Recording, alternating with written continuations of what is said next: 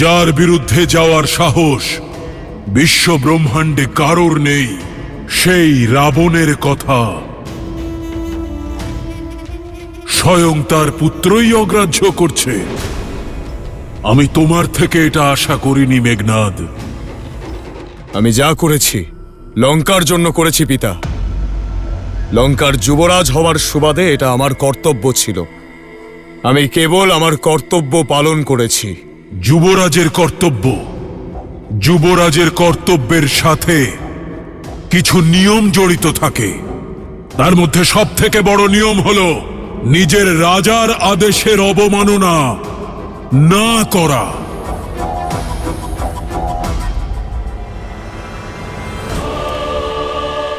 তুমি আমার অনুমতি না নিয়েই রামকে মারতে অসুর পাঠিয়ে দিলে। একবারও এটা ভাবলে না যে তোমার এই সিদ্ধান্তে এই সংসারের সম্মুখে দশাননের সম্মান কতখানি ক্ষুণ্ণ হবে। রামের শিবিরে উপস্থিত ওই তুচ্ছ বানরেরা এটাই ভাববে যে ওরা এখানে আসায় রাবণ ভীত হয়ে পড়েছে।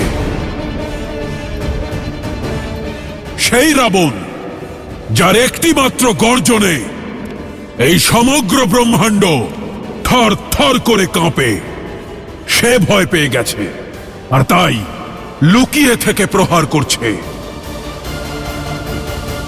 তোমার উপর আমার অনেক প্রত্যাশা মেঘনাদ, তাই তোমায় বোঝাচ্ছি, যুদ্ধ শত্রুর মনে ভয় ধরিয়ে দিয়ে তবে জেতা যায়, নিজে ভয় পেলে জেতা যায় না।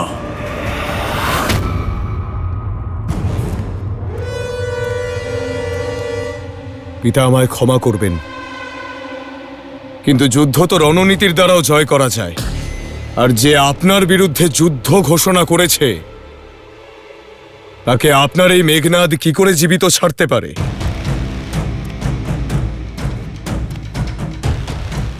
আমি জানি তুমি আমাকে অত্যন্ত ভালোবাসো, কিন্তু পুত্র, রাবণের কাছে নিজের আত্মসম্মান সব থেকে প্রিয়। ওই যে বনবাসী রাম, ও আমার শিকার। এই সিংহকে তার শিকারের সঙ্গে একটু খেলা করতে দাও পুত্র। মহারাজ লঙ্কেশ আজ্ঞা দিলে আমি কিছু বলতে পারি? বলো। এই সমস্যার মূল কারণ ওই সীতা।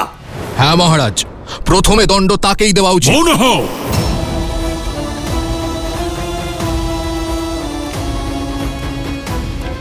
এই রাজসভায় সবাই যেন মনে রাখে, যতক্ষণ না রাবণ চাইছে কেউ পরামর্শ দেবার মূর্খতা করবে না। সীতা বন্দিনী নয়, বরং অতিথি। সে শাস্তি নয়, উপহারের অধিকারিণী। আর শীঘ্রই সে জীবনের সব থেকে বড় উপহার পেতে চলেছে।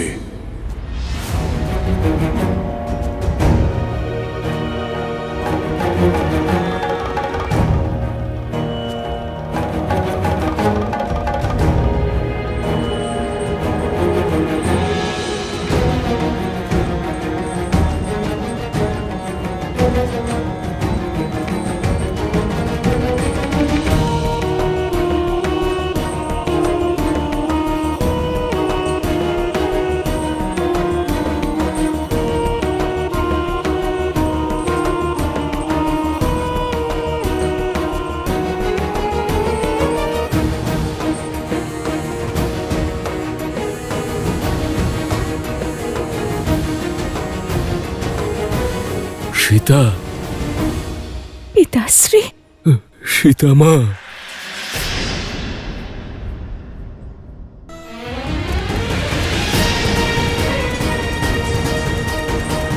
সীতা, সীতা,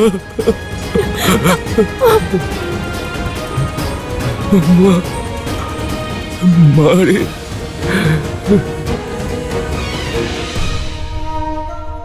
হে মহাদেব, এ আমি কোন অপরাধের শাস্তি পাচ্ছি? নিজের কন্যাকে এই অবস্থায় দেখার আগে আমার মৃত্যু হলো না কেন? মৃত্যু হলো না কেন আমার? এরকম বলবেন না পিতাশ্রী। আর আপনি এই অবস্থায়, আর মাতা? তোমার চলে যাওয়ার পর আমরা এমনি ভেঙে পড়েছিলাম সীতা, কিন্তু রাবণের কারণে মিথিলা বিধ্বস্ত হয়ে গেছে। রাবণের কুনজর মিথিলার ওপরও পড়েছে সীতা, আর আমাদের রাজ্যকে হরণ করে জানি না কত নির্দোষকে হত্যা করেছে ও। আর এখন রাবণের সেনা অযোধ্যার বিনাশ করার জন্য এগোচ্ছে। সীতা, রাবণকে বাধা দেবে এমন ক্ষমতা কারণ নেই। অনেক কষ্ট সহ্য করার পর তোমার সাথে দেখা করার সুযোগ পেয়েছি। পিতাশ্রী, রাবণের অহংকার আর ওর পাপের বিনাশ হবে। পিতাশ্রী, শ্রীরাম আসছেন এখানে। সীতা, এবার আমি তোমাকে যা বলতে চলেছি তুমি হয়তো বিশ্বাস করবে না যে আমি বলেছি। যুদ্ধ এই সমস্যার সমাধান নয় সীতা, বরং আমি ভয় পাচ্ছি যে রাবণের এই রাগের কারণে রামের প্রাণ সংকট যেন না ঘটে। না পিতাশ্রী, এমন কখনো হবে না। শ্রীরাম রাবণকে পরাজিত করবেন। এ তোমার ভুল ধারণা সীতা, তুমি বুঝতে পারছো না। রাম যদি লঙ্কায় এসেও পড়ে তবুও রাবণের বধ করতে পারবে না, কারণ রাবণ ব্রহ্মদেবের বর প্রাপ্ত। যমরাজ রাবণের দাস। তুমি জানো রাবণের নাভিতে অমৃত কলস আছে।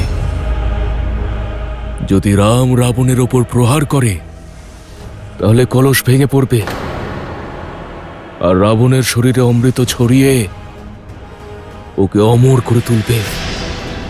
আমি সম্ভাবনার সব দিক বিবেচনা করেছি। সীতা, মিথিলাধিপতি তোমার পিতা তোমার কাছে প্রার্থনা করছে। সীতা, বাস্তবকে গ্রহণ করো। রাবণের প্রস্তাব স্বীকার করে নাও সীতা, স্বীকার করে নাও। আর অনেক অসহায়কে এবং তোমার রামকে বাঁচাও সীতা। ওনার প্রাণ সংকটে আছে, রামের প্রাণ সংকটে আছে। কন্যা, সময় সমাপ্ত, চলো কারাগারে। কন্যা, পিতাশ্রী, সীতা, পিতাশ্রী, সীতা। পিতাশ্রী।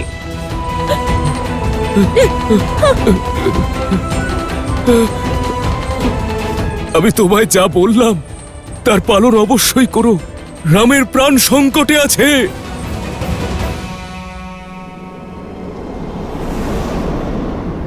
জয় শ্রীরাম, জয় শ্রীরাম, জয় শ্রীরাম।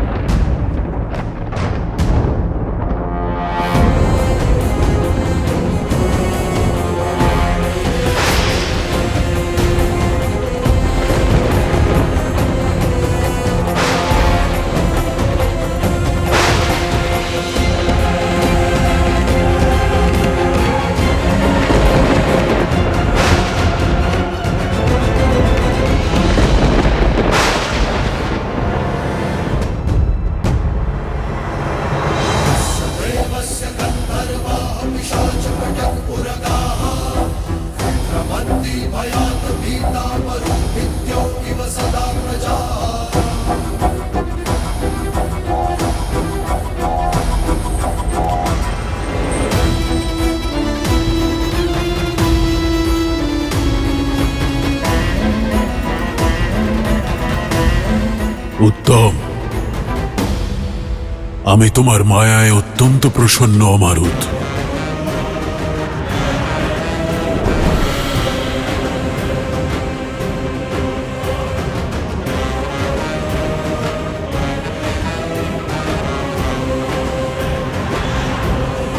শিকার, শিকারি আর ফাঁদ তিনটেই প্রস্তুত। এবার খেলা শুরু।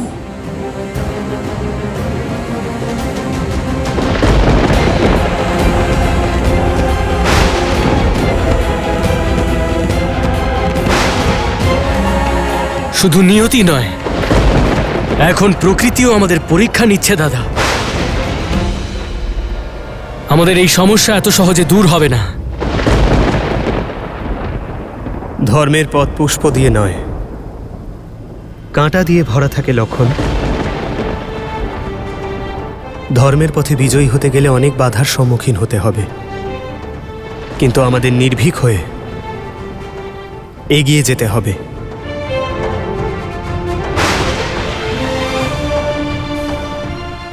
একে অপরের হাত ধরে এগিয়ে চলুন।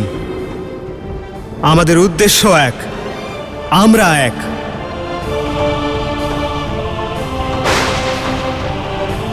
তোমাদের মধ্যে আমি আছি, আর আমার মধ্যে তোমরা আছো।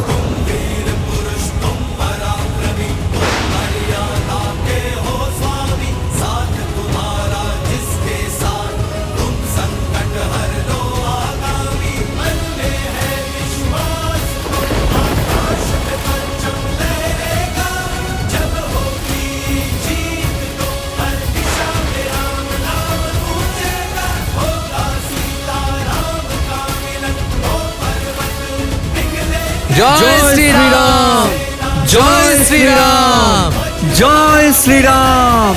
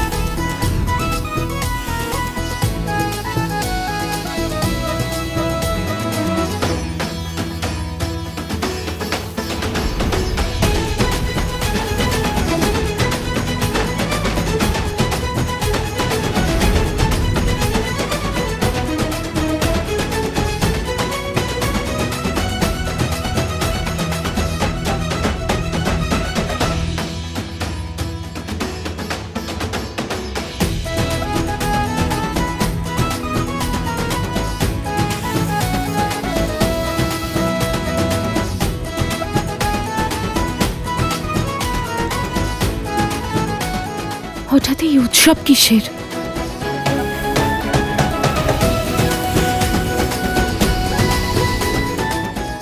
আরো জোরে বাজাও, এখন উৎসব করার সময়।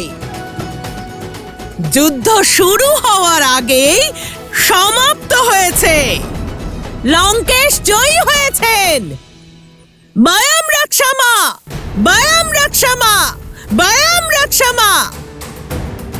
এবার আমাদেরকেও আর অশোক বাটিকায় পাহারা দিতে হবে না।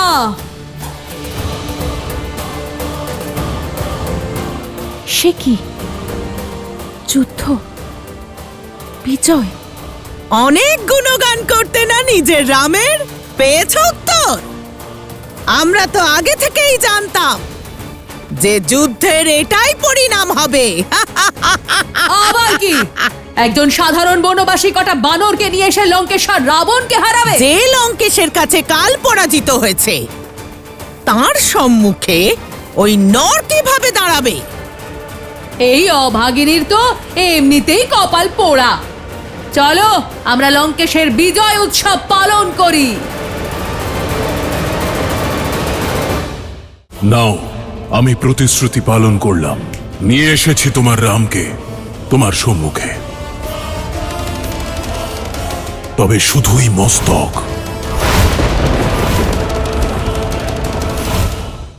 যখন সত্য জানতে পারবে তখন রাম নাম জপ করা নিজে থেকেই ছেড়ে দেবে।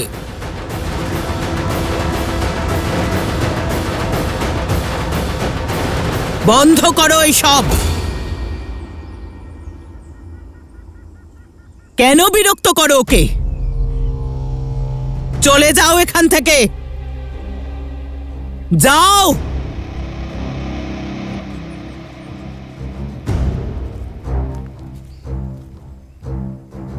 ত্রিজটা, এরা কেন উৎসব পালন করছে? কোন বিজয়ের কথা বলছে এরা? আমি সংবাদ পেয়েছি লঙ্কেশ মায়াবী অসুরদের সেনা পাঠিয়েছিলেন শ্রীরামকে হত্যা করার জন্য। সেই জন্যই এরা। কি আক্রমণ? শ্রীরাম, ত্রিজটা কোথায় আমার শ্রীরাম? উনি ঠিক আছেন তো? জানি না, কিন্তু এই আনন্দ দেখে মনে হচ্ছে উনি হয়তো জয়ী হয়েছেন। কে জানে কোনো অনিষ্ট হয়েছে কিনা। না, আমার শ্রীরাম থাকতে কোনো অনিষ্ট হবে না। আমার শ্রীরাম আসবেন, সব বাধা পেরিয়ে আসবেন, সব সীমা অতিক্রম করে আসবেন। উনি আমার জন্য আসবেন ত্রিজটা। প্রার্থনা করছি তোমার বিশ্বাসের জয় হোক। 10 লোকের অধিপতি লঙ্কাপতি মহারাজ দশানন প্রবেশ করছেন।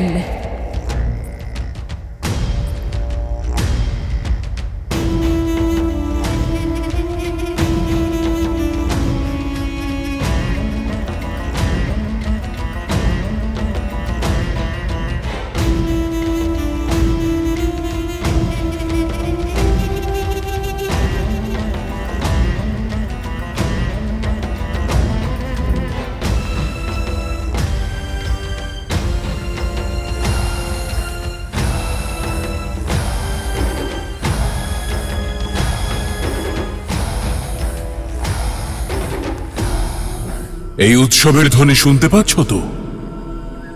লঙ্কা উৎসবে মেতেছে, কারণ আজ বিনাশ ঘটেছে লঙ্কার শত্রুরও আর তোমার আশারও। বলেছিলাম আমি তোমাকে যে তোমার এই বিশ্বাস ধূলিসাৎ হয়ে যাবে। কি ভেবেছিলে তুমি?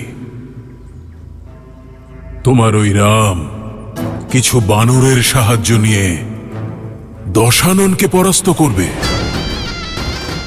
এক তুচ্ছ মানুষ রাক্ষসরাজ রাবণকে পরাজিত করবে? সত্যি বলতে কি তোমার নিরন্তর প্রশংসায় অনেকবারই মনে হয়েছে যে রাম কোনো দিব্য পুরুষ, কিন্তু ভ্রান্ত ছিল তোমার বিশ্বাস।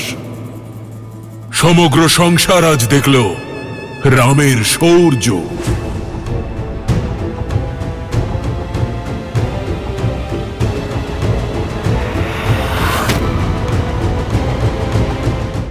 নাও, আমি প্রতিশ্রুতি পালন করলাম, নিয়ে এসেছি তোমার রামকে তোমার সম্মুখে। তবে শুধু তার মস্তক।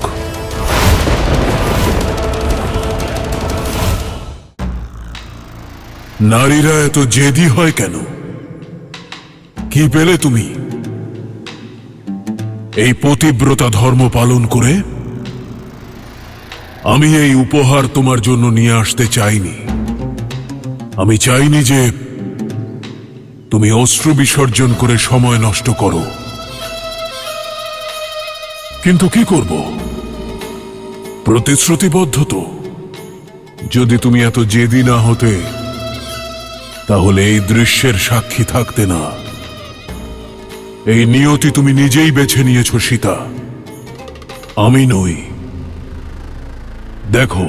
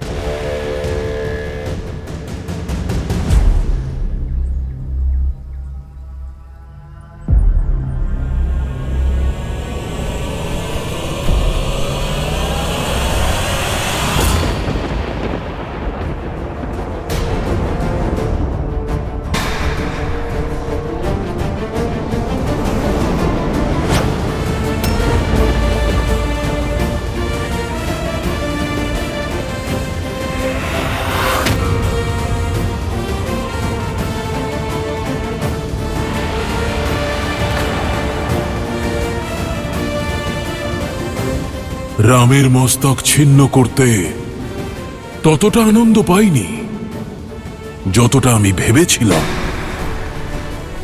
এই পাপ আমার নয়, তোমার।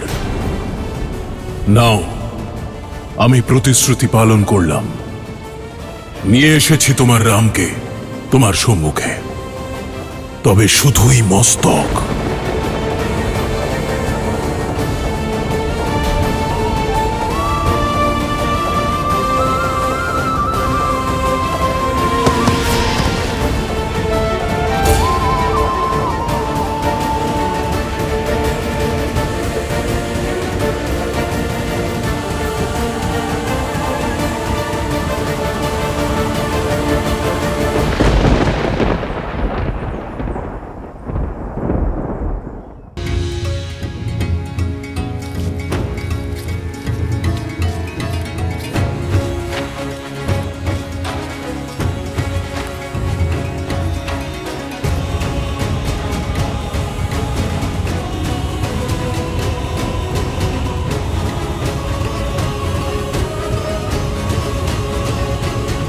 অবশেষে আমরা লঙ্কায় পৌঁছে গিয়েছি।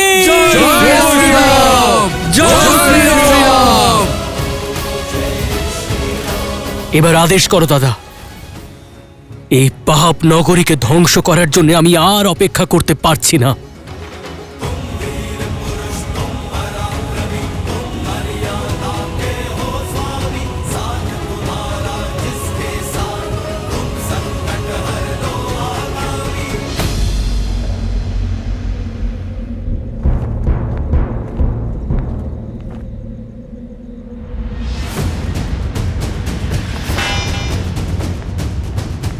কি হলো?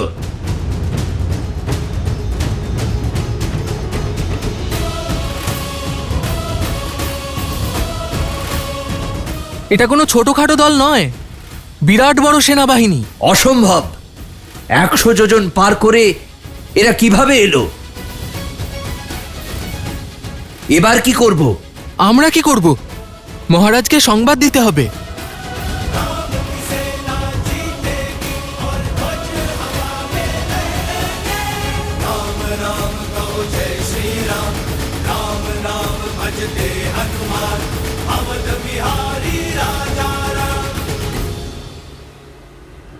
সীতা, আমি আসছি বিবাহে দেওয়া প্রতিশ্রুতি পালন করতে, তোমার অটুট ভালোবাসার আশা পূরণ করতে, আর লঙ্কার বিনাশ করে তোমাকে হরণ করার জন্য রাবণকে শাস্তি দিতে।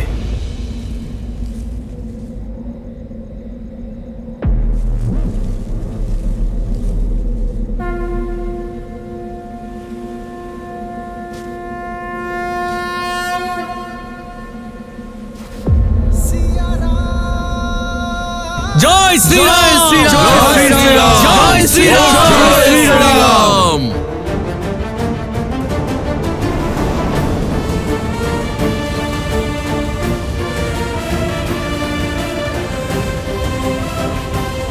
জয় শ্রীরাম! জয় শ্রীরাম! জয় জয় শ্রীরাম জয় শ্রীরাম জয় শ্রীরাম জয় শ্রীরাম জয় শ্রীরাম।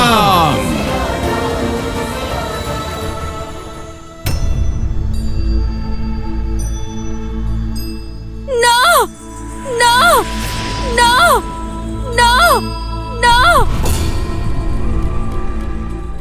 না, এ হতে পারে না। আমার শ্রীরাম আমায় ছেড়ে যেতে পারেন না। এ কি করে হতে পারে? যা দেখছি তা সত্য কেন মনে হচ্ছে না? বিশ্বাস করতে পারছি না যে আপনি নেই। মৃত্যু আগে আমায় কেন গ্রহণ করলো না? কেন দেবতারা আমাকে সংকেত দিলেন না? কেন মহাদেব আমার পাশে থাকলেন না? কেন আমার মন মানতে চাইছে না যে এটা আপনি? প্রত্যক্ষের প্রমাণের প্রয়োজন পড়ে না সীতা, নিজের নিয়তি স্বীকার করো। বুঝতে পারছি একজন মানুষের ছোট্ট হৃদয় এত বড় শোক সামলাতে পারছে না, কিন্তু কি করবে? সত্যকে তো আর অস্বীকার করা যায় না। না, মিথ্যে বলছো তুমি। যতক্ষণ আমার শ্রীরামের হাতে ধনুক আছে, কালও ওনাকে স্পর্শ করতে পারবে না।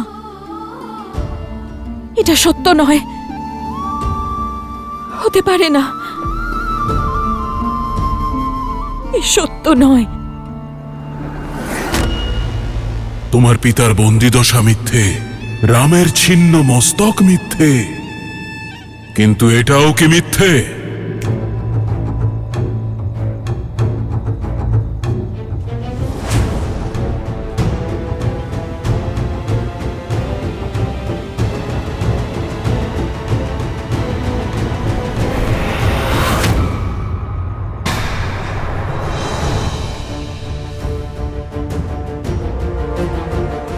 এই ধনুকটি চিনতে পারছো তো?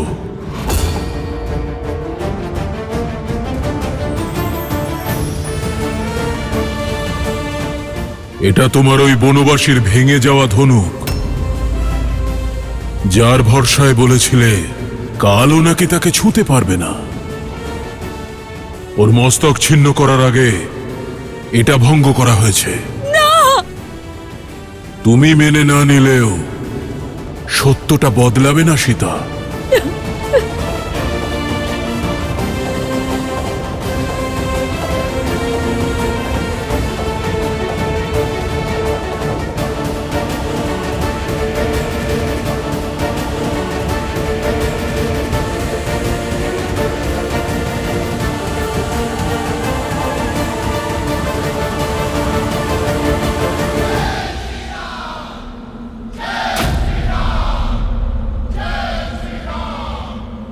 অসম্ভব! এত বড় সেনাবাহিনী সাগর পার করে চলে এলো। লঙ্কা সংকটে রয়েছে, লঙ্কেশকে জানাতে হবে। যাও।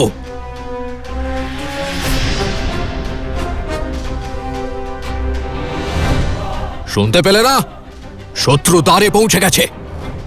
মহারাজকে সংবাদ দাও। যাও। লঙ্কেশকে এই অশুভ সংবাদ দেওয়ার সাহস কার মধ্যে আছে? যার মুখ দিয়ে এই সংবাদ বেরোবে তার মস্তক ধর থেকে আলাদা হয়ে যাবে।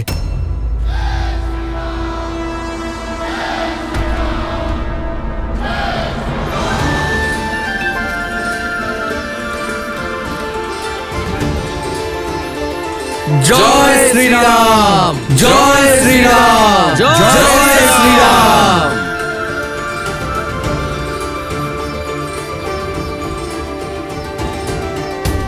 ওই চূড়া থেকে আমরা সম্পূর্ণ লঙ্কা দেখতে পারবো।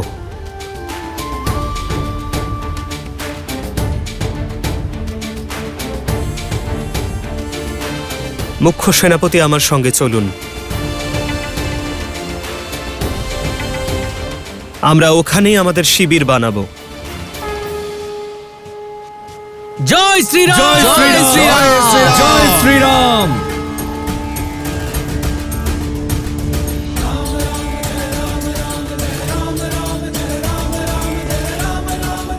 সাবধানে লক্ষণ। হ্যাঁ দাদা।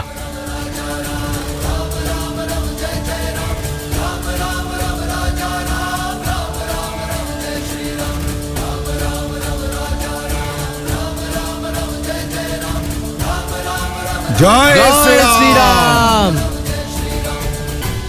জয় শ্রীরাম, জয় শ্রীরাম, জয় জয় শ্রীরাম, জয় শ্রীরাম।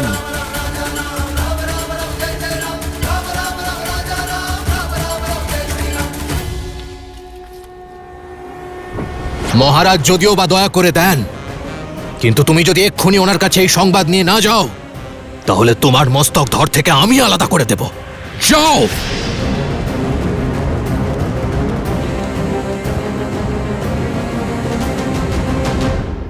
জ্ঞানী হলো সেই যে দুঃখের মেঘে ঢেকে থাকা আশার আলোকেও দেখতে পায়। আর তুমি তুমি তো পরম বিদুষী। ভাবো, স্বামীর মৃত্যুর পরে তো তুমি পতিব্রতা ধর্ম থেকে মুক্তি পেয়েছ। এখন তুমি নির্দ্বিধায় লঙ্কার পাটরানী হতে পারো। ঐশ্বর্য আর সুখ বেছে নাও। আমি কথা দিচ্ছি, নতুন জীবনে তোমাকে কোনো দুঃখ ভোগ করতে হবে না। মেনে নাও, আমরা দুজন একসঙ্গে এই সংসারে রাজত্ব করব। মিথিলা আমার অধীনে, আর অযোধ্যা অতি শীঘ্রই পরাস্ত হবে। তাই বন্ধ করো এই ব্যর্থ বিলাপ, আর আমার হাত ধরো।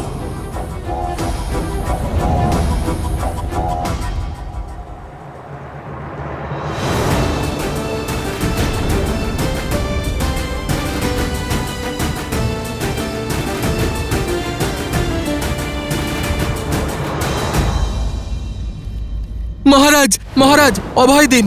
রাম আর তার সেনাবাহিনী লঙ্কার কাছে পৌঁছে গেছে।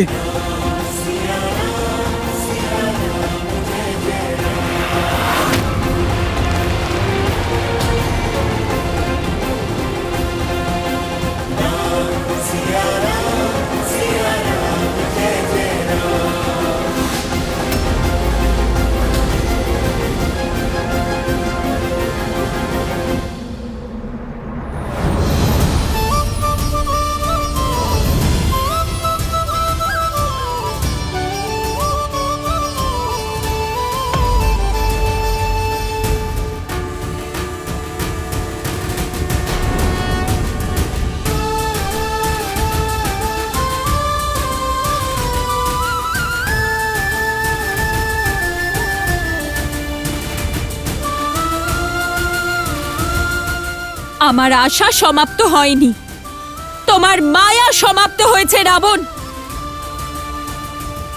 আমার বিশ্বাস আমার হাত ছাড়েনি, বরং কাল তোমার হাত ধরে ফেলেছে। আর এখন আমার আর কোনো আশ্বাসের প্রয়োজন নেই, কারণ আমার শ্রীরাম এসে গেছেন, কারণ আমার শ্রীরাম এসে গেছেন। রাম এসেছে, কিন্তু ফিরে যেতে পারবে না। আজ যেভাবে আমার মায়ার বিনাশ হয়েছে, সেইভাবেই তোমার চোখের সামনে তোমার রামের প্রাণ হরণ করব আমি। রাম লঙ্কার দিকে নয়, তার মৃত্যুর দিকে অগ্রসর হয়েছে। সমগ্র সংসার দেখবে, ওখানে রামের রক্ত ঝরবে, আর এখানে তোমার অশ্রু। রাবণ তার প্রতিশ্রুতি থেকে কখনো বিমুখ হয় না। কোথায় রাম? আমিও তো দেখি। একজন সাধারণ মানুষ কোন সেনা নিয়ে এসেছে?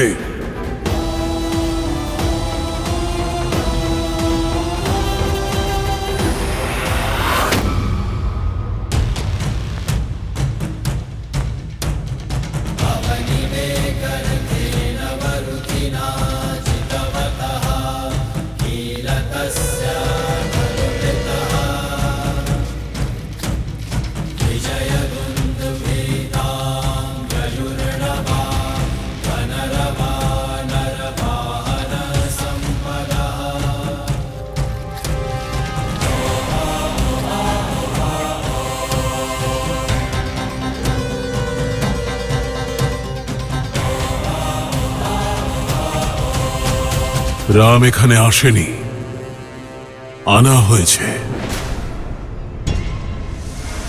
আমার বিশ্বাসঘাতক ভাই এনেছে।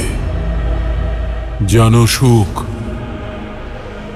বিভীষণ নিজেই বলতো যে আমি ওর পিতৃসম। দেখো, আজ নিজের পিতৃসম ভ্রাতাকে ছেড়ে এক অপরিচিত বনবাসীর চরণে পড়ে আছে। রামের শিবিরের বিষয় জানার জন্য আমি গুপ্তচর পাঠিয়েছি, কিন্তু লঙ্কার বিষয় জানার জন্য রামের কোনো গুপ্তচরের প্রয়োজন পড়েনি। লঙ্কার সব রহস্য, সব দুর্বলতা বলে দেবে ওই বিশ্বাসঘাতক। তুমি তো ওদের শিবিরের সকলকে চেনো। হ্যাঁ মহারাজ। জানাও ওদের পরিচয়। মহারাজ, ওই যে বলকলধারী, জটা জুটো, বলিষ্ঠ গরঞ্জার, সেই গৌরবর্ণ বীর, উনি রামের ভ্রাতা লক্ষণ মহারাজ। পরিচয় জানতে চেয়েছি, গুণগান গেও না, সংক্ষেপে বলো। হ্যাঁ মহারাজ। আর ওই যে বানরদের মধ্যে সব থেকে আলাদা পবনপুত্র হনুমান। জানি, চিনি ওকে। আর ওই যে উনি বানর রাজ সুগ্রীব মহারাজ, মহাবলী বালির ভ্রাতা, বর্তমানে কিষ্কিন্ধার রাজা। মূর্খ, রাজ্যপাট ত্যাগ করে মৃত্যুকে আলিঙ্গন করতে এসেছে। আর ওরা নল আর নীল, ওরা দুজনেই সেতু নির্মাণ করেছে মহারাজ। আর ওই যে বালির পুত্র অঙ্গদ, রাম নিজের সেনাবাহিনীতে বালকদেরও স্থান দিয়েছে। আর ওই যে জাম্বুবান, অত্যন্ত বীর, সত্য যুগ থেকে জীবিত চিরঞ্জীবী, দেব আর অসুরের। বৃদ্ধ, অন্যদের কথা বলো। আর ওই যে হনুমানের পিতা কেশরী। দুই বৃদ্ধ, কিছু বালক, কিছু মূর্খ বানর সহ দুই বনবাসী আর এক বিশ্বাসঘাতক রাবণের সঙ্গে যুদ্ধ করে তাকে পরাস্ত করতে এসেছে। রাম কোথায়? দেখতে পাচ্ছি না কেন? ওই যে ওইখানে।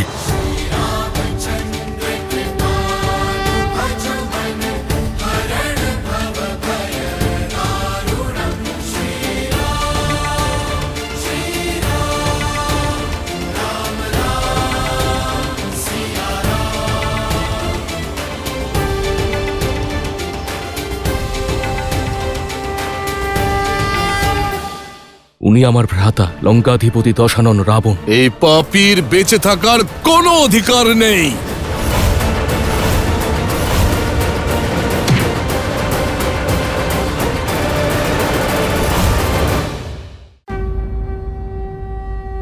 ওই যে শ্রীরাম।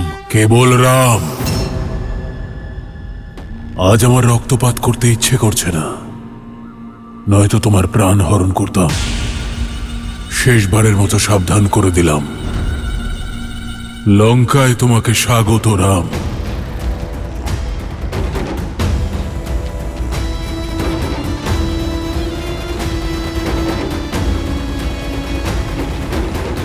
প্রভু, উনি আমার ভ্রাতা লঙ্কাধিপতি দশানন রাবণ।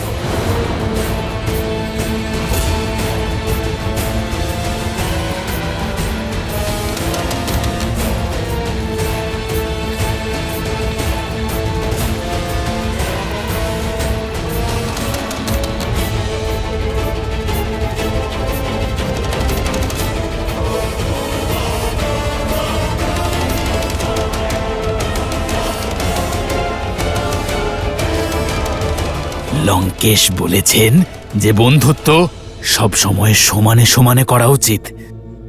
আপনি লঙ্কার রাজার বন্ধুত্বকে স্বীকার করুন আর এই বনবাসীর সঙ্গ পরিত্যাগ করুন। তাহলে এই হলো রাবণ, যে আমায় প্রলোভন দিয়েছিল যাতে আমি আর বানর জাতি কলঙ্কিত হই।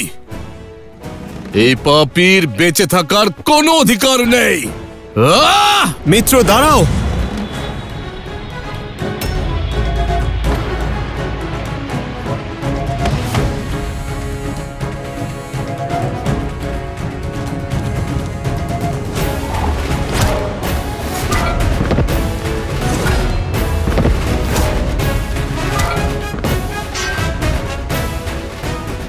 রাবণ!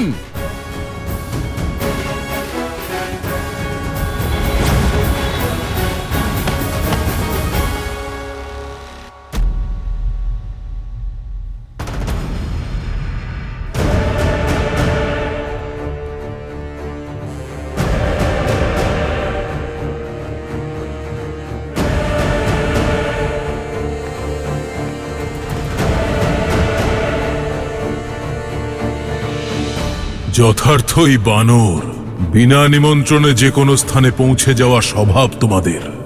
কালো বিনা আমন্ত্রণেই এসে পৌঁছই পাপী।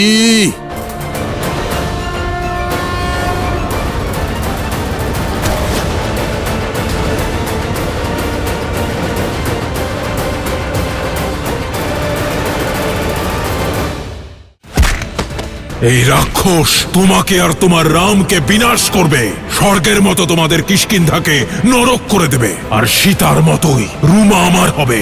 রাক্ষস বিবাহ করব তাকে।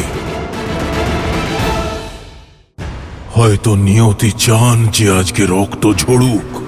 মনে পড়ল প্রহার, সুগ্রীব আমি, সেই মহাবলী বালির ভাই, যে তোমাকে 6 মাস বাহুবেষ্টনীতে আবদ্ধ করে রেখেছিল। আমি তোমার সঙ্গে খেলতে আসিনি, তোমার ঘৃণ্য খেলা শেষ করতে এসেছি।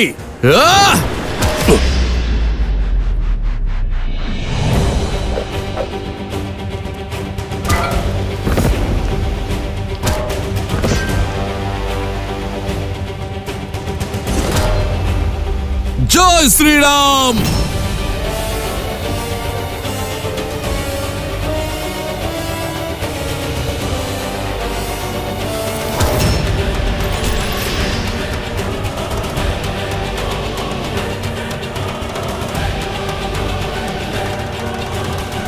তুমি নিজের পরিচয় দিয়েছ বানর, এবার আমার পরিচয় জানো।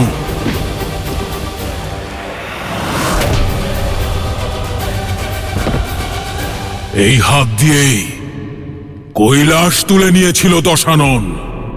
বীর নিজের পরিচয় প্রহারের পরেই দেয়। রাক্ষস আমি, রাক্ষস রাজ রাবণ।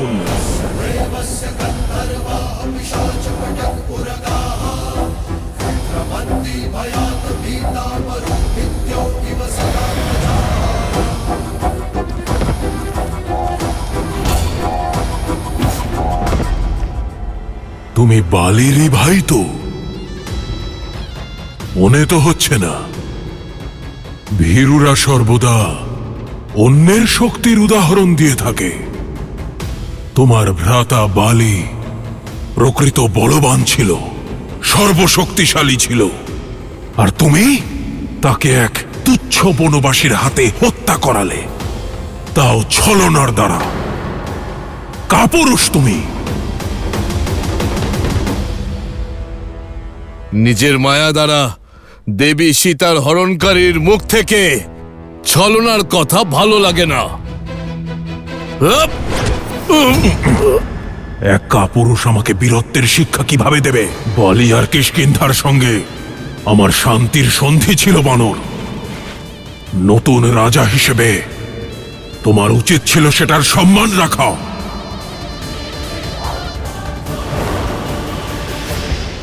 যে রাক্ষস নারীকে সম্মান করতে জানে না, তার আবার কিসের সম্মান? আজ শ্রীরামের ঋণ শোধ করে দেব। ঋণ আমি পরিশোধ করব বালির মিত্রতার। এই রাক্ষস তোমাকে আর তোমার রামকে বিনাশ করবে। স্বর্গের মতো তোমাদের কিষ্কিন্ধাকে নরক করে দেব, শ্মশান বানিয়ে দেব, আর সীতার মতোই রুমা আমার হবে। রাক্ষস বিবাহ করব তাকে।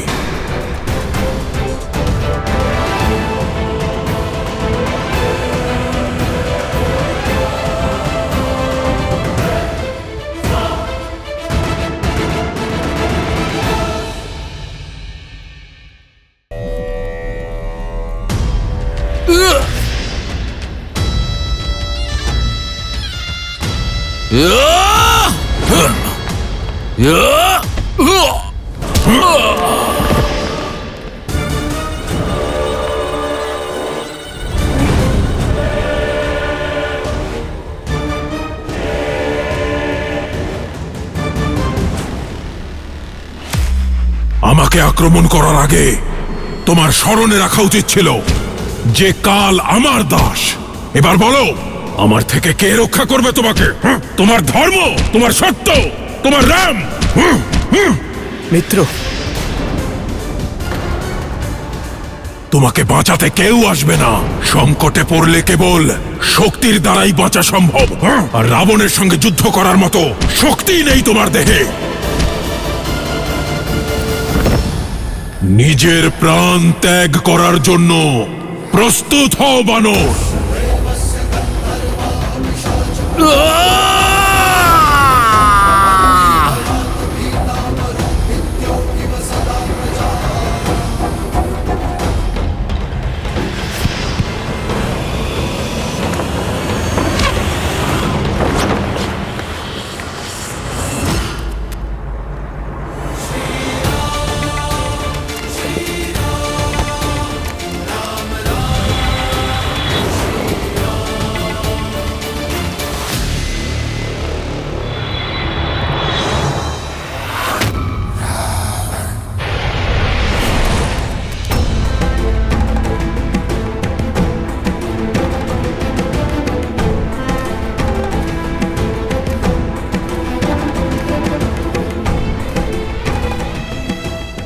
আপনি একজন রাজা মিত্র, আর একজন রাজার এত উত্তেজিত হওয়া উচিত নয়।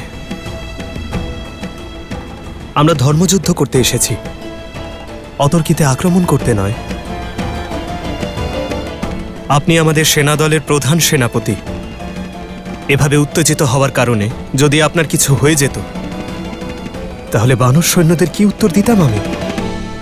দেবী রোমাকেই বা কি উত্তর দিতাম?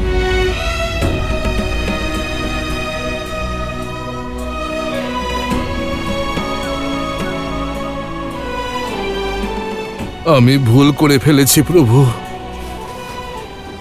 আবেগের বশে খুব বড় ভুল করে ফেলেছি। আপনি যে সৈন্যদল নিয়ে এত দূর এলেন, আমি সেই সৈন্যদলকে ছেড়ে রাবণের সঙ্গে একা যুদ্ধ করতে চলে গেলাম।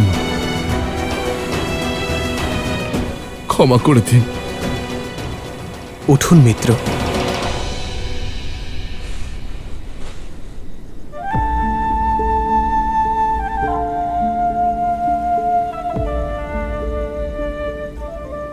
আপনি যুদ্ধের নায়ক, এই মহাসৈন্য দলের রাজা।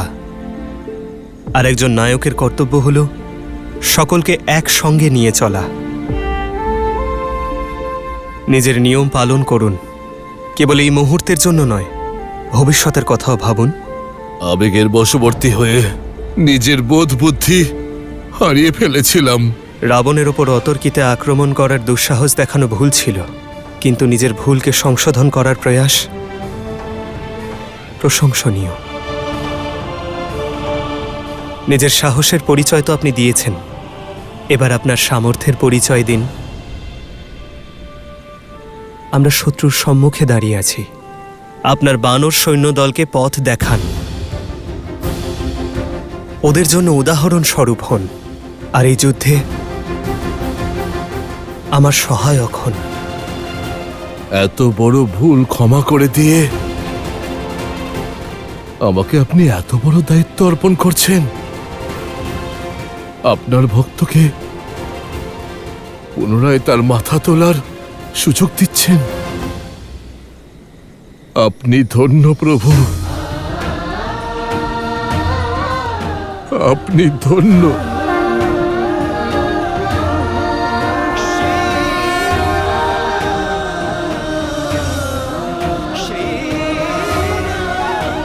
জয় শ্রীরাম, জয় শ্রীরাম, জয় শ্রীরাম, শ্রীরাম, জয় শ্রীরাম।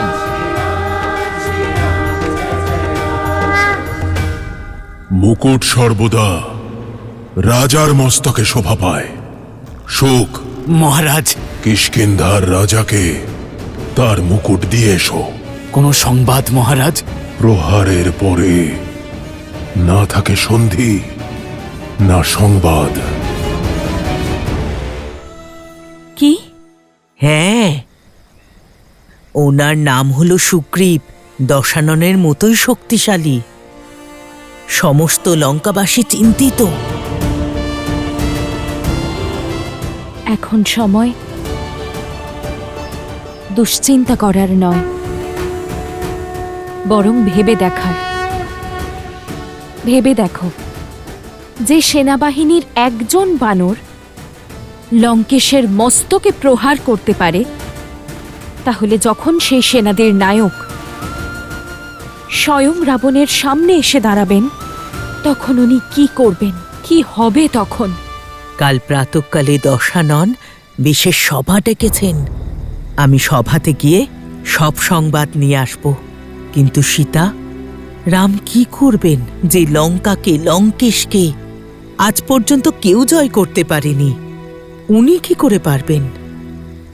যিনি সাগরকে স্বয়ং পথ দেখাতে বাধ্য করেছেন, যিনি বানরদের যোদ্ধা বানিয়ে দিয়েছেন,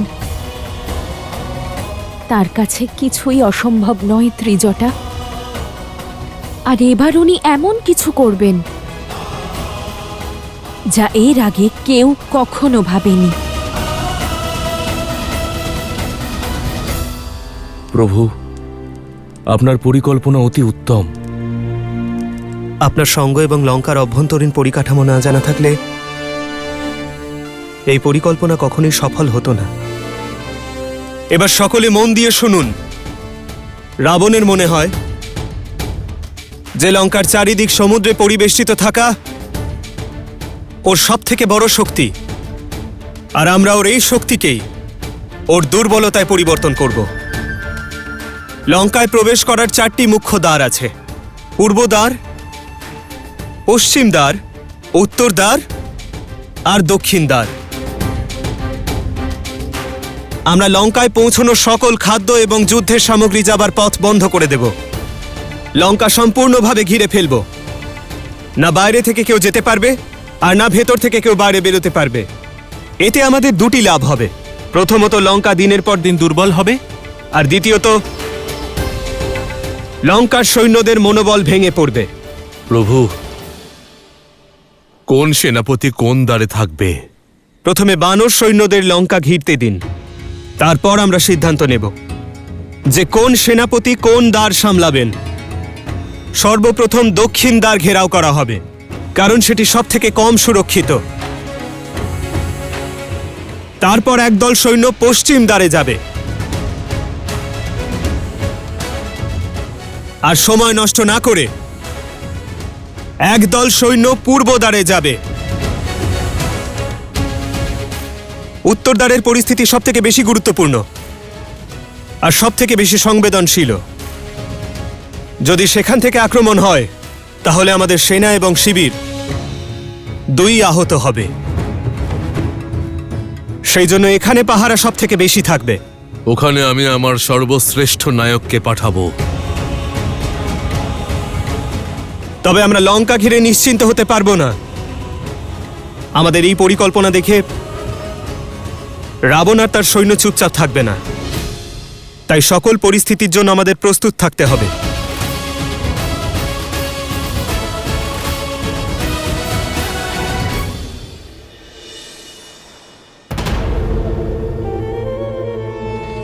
মহারাজ, 16 কোটি বানর রাজ্যকে চারিদিক থেকে ঘিরে ফেলেছে।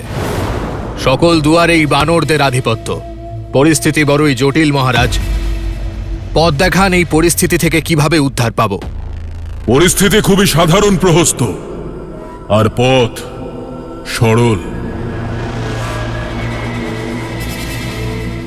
আমাদের রামকে বধ করতে হবে। এই সংসারের সম্মুখে দৃষ্টান্ত স্থাপন করতে হবে রাবণের শক্তির। ওর সেনাদের সংহার এমন ভয়ঙ্কর হওয়া প্রয়োজন যাতে এই সমগ্র সংসার রাক্ষসদের নামে থরথর করে কাঁপে। আগত যুগ যুগান্তর ধরেও যেন লঙ্কার উপর আক্রমণ করার সাহস কেউ না দেখায়। প্রমাণ করে দিতে হবে যে মহাদেবের এই ভক্ত লঙ্কেশ দশানন রাবণের সম্মুখে কেউ টিকতে পারবে না, তা সে নর হোক বা স্বয়ং নারায়ণ।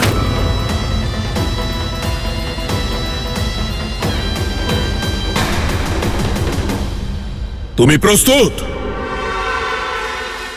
লঙ্কার শত্রুদের রক্ত ঝরানোর জন্য আমার তলোয়ার অনেক দিন ধরে অপেক্ষা করে আছে। তাহলে লঙ্কার যুবরাজ আর আমার সর্বোচ্চ সেনাপতি হওয়ার দায়িত্ব পালন করো। যুদ্ধনীতি প্রস্তুত করে অগ্রসর হও।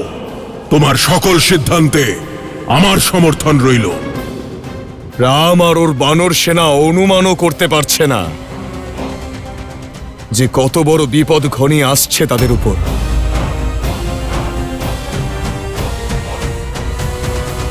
এখন আর অপেক্ষা কিসের দাদা? চলো এই লঙ্কায় আক্রমণ করি আমরা। ভ্রাতা লক্ষণ ঠিকই বলেছেন প্রভু। শত্রুদের প্রস্তুত হবার সুযোগ কেন দেব? শীঘ্রই আমাদের বিজয় পতাকা উত্তোলন করা উচিত। কারণ এটি ধর্মযুদ্ধ হনুমান, আর ধর্ম সকলকেই সুযোগ দেয়, রাবণকেও।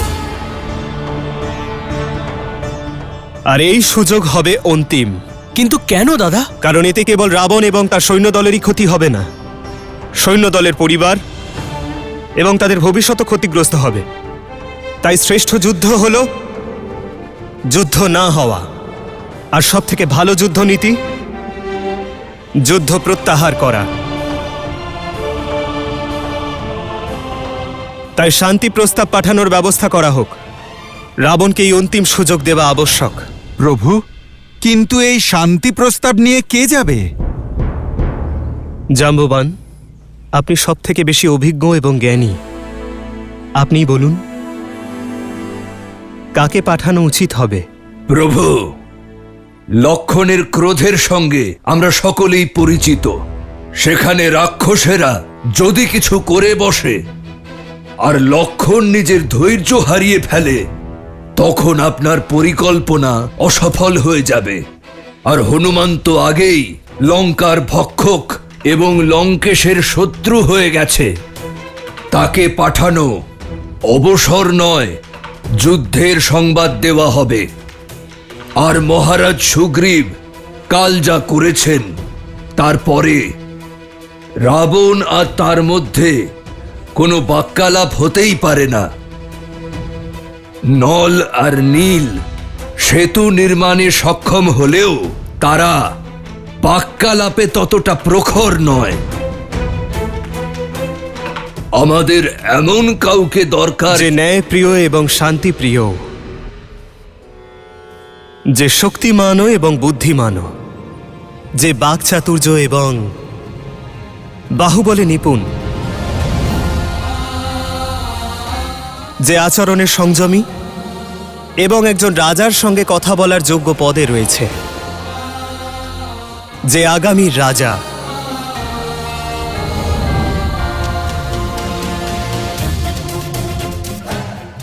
এ একেবারে সঠিক সিদ্ধান্ত দাদা। শান্তি প্রস্তাব নিয়ে অঙ্গদের যাওয়া উচিত। অবশ্যই প্রভু। অঙ্গদ আমার শিষ্য, ওর যোগ্যতার উপর আমার পূর্ণ বিশ্বাস আছে। অঙ্গদ, প্রভু, আমি সেনাদের মধ্যে সবচেয়ে ছোট, আর এত বড় দায়িত্ব আমার ওপর। এও আবশ্যক অঙ্গদ।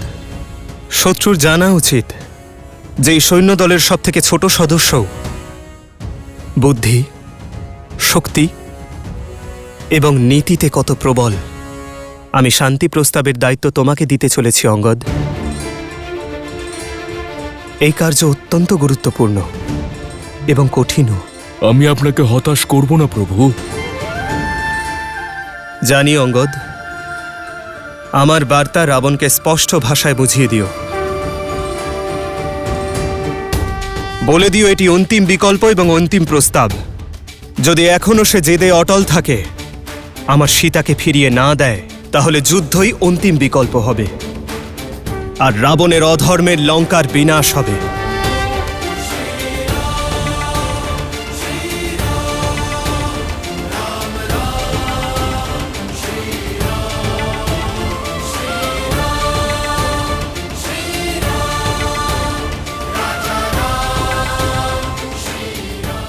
যাও অঙ্গদ।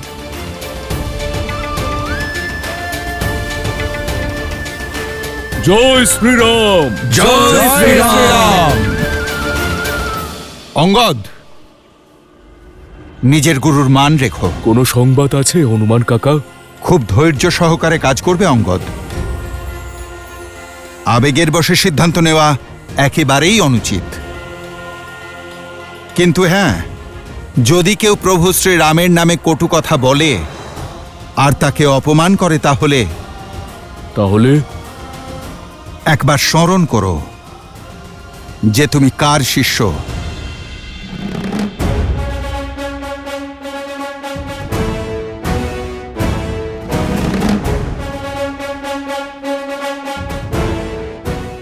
শুনেছি শ্রীরাম শান্তি প্রস্তাবের জন্য একজন বানর দূত পাঠিয়েছেন। বিনা অনুমতিতে লঙ্কেশের সভায় অনুপ্রবেশকারী কে তুমি? আমি শ্রীরামের দূত। শ্রীরামের বার্তা নিয়ে এসেছি রাবণের জন্য।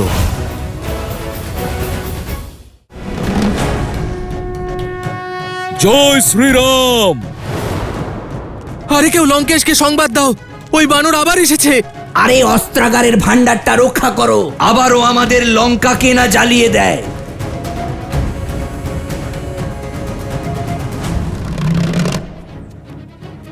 যোদ্ধা নই, দূত এসেছে শ্রীরামের বার্তা নিয়ে।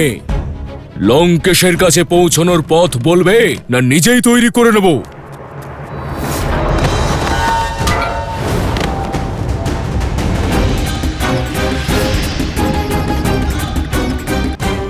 আরে ওরা আবার ফিরে এসেছে।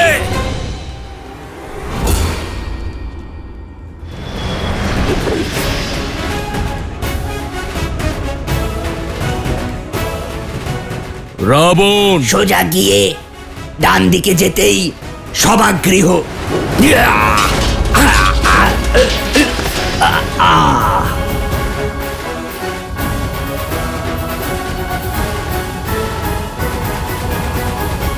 নিতে দাও রাবণকে যুদ্ধের প্রস্তুতি। জয় শুধুমাত্র ধর্ম আর ন্যায়েরই হবে। আমার শ্রীরামের হবে ত্রিজটা। শুনেছি শ্রীরাম শান্তি প্রস্তাবের জন্য একজন বানর দূত পাঠিয়েছেন। কেন? যুদ্ধের আগে উনি কেন পাঠালেন দূত? এটাই তো পার্থক্য ত্রিজটা, আমার শ্রীরাম আর রাবণের মধ্যে। শ্রীরাম নিজের শত্রুকেও অন্তিমবার সুযোগ দেন ত্রিজটা।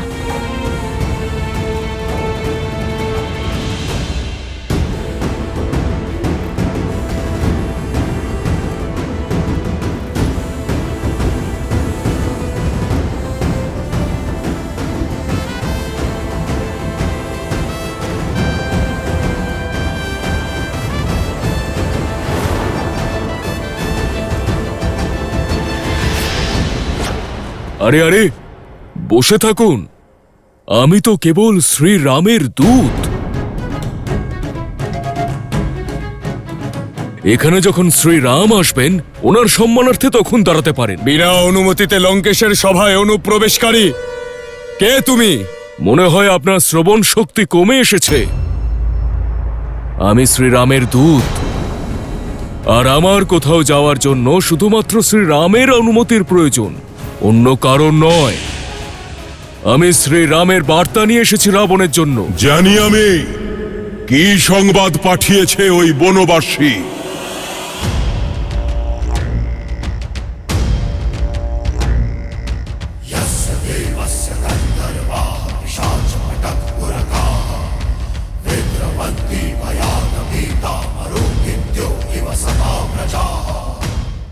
যদি তুমি এখানে বালিপুত্র অঙ্গদ হয়ে আসতে তবে স্থান অবশ্যই পেতে, কিন্তু ওই বনবাসী আর তার মর্কট দূতের জন্য এই লঙ্কায় কোনো স্থান নেই।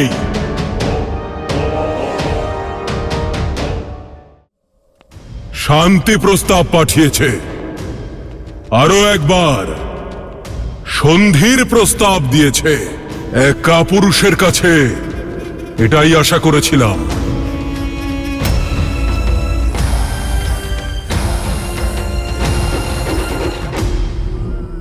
আর দেখো পাঠিয়েছে কাকে। একে তো বানর, তার উপরে বালক। প্রতিনিধি প্রতীক হয়ে থাকে। যে পাঠিয়েছে তার ব্যক্তিত্বের। শ্রীরামের ব্যক্তিত্বের কথা তুমি বলো না দশানন। তোমার চিন্তাধারার ঊর্ধ্বে উনি। আর তুমি যদি ওনার প্রতিনিধির কথা বলো, তবে শ্রীরাম আমাকে এখানে পাঠিয়ে বুঝিয়ে দিয়েছেন যে ওনার সেনার সবচেয়ে কনিষ্ঠ বালকও ওনার কাজ সম্পন্ন করার জন্য সক্ষম। আর তুমি যদি বানর হওয়ার কথা বলো, তাহলে এই বানর সেই মহারাজ বালির পুত্র, যিনি 6 মাস ধরে তোমার উপযুক্ত সৎকার করেছিলেন। মনে আছে তো? রাবণের সঙ্গে উপহাস। বালক, যদি আমি চাই এই মুহূর্তেই তোমার প্রাণ হরণ করতে পারি, কিন্তু আমি এমনটা করব না। কারণ তুমি আমার মিত্র বালির পুত্র, আমার পুত্র সম। আর মিত্রদের মধ্যে যুদ্ধ শোভা পায় না। কত লজ্জাজনক কথা এটা যে কিষ্কিন্ধার যুবরাজ, কিষ্কিন্ধার ভবিষ্যতের মহারাজ এক বনবাসীর চরণের দাস হয়ে বসে আছে। সেই বনবাসীর যে তোমার পিতাকে ছলনার দ্বারা হত্যা করেছিল। এমন তুচ্ছ কাজ তোমার শোভা পায় না। তুমি তোমার ব্যবহারকেই তো তুচ্ছ প্রমাণ করছো দশানন।